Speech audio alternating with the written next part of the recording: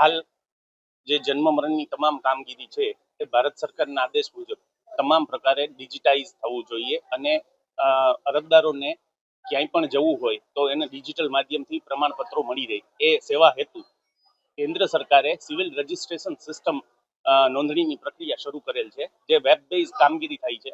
અને આ ગુજરાત સરકારે ઇનિશિયેટિવ સ્વીકારી અને તારીખ 1 સપ્ટેમ્બર 2025 આ પોર્ટલનો સ્વીકાર કરેલ છે. આ પોર્ટલ નો રાજકોટ મહાનગરપાલિકાએ પણ સ્વીકાર કરેલો છે અને તેમાં કામગીરી શરૂ કરી દીધી છે.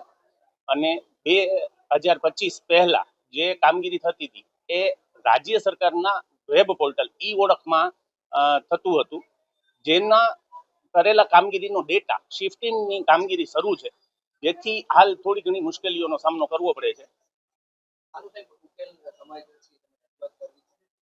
હા, આની રજૂઆત થયેલી છે અને રાજ્ય સરકારના તમામ અધિકારીઓ આની પાછળ કાર્યરત છે અને સત્વરે આ પરિસ્થિતિનો ઉકેલ આવી જશે. તમામ ડેટાબેઝ છે એ સિવિલ રજિસ્ટ્રેશન સિસ્ટમમાં ટ્રાન્સફર થઈ જશે અને પબ્લિકને અમે એકદમ સત્વરે કામગીરી શરૂ કરી અને પૂર્ણતા કરી દઈશું. કોઈ નિશ્ચિંત રહેજો, પબ્લિકને કોઈ પરેશાની નહીં આવવા દઈએ.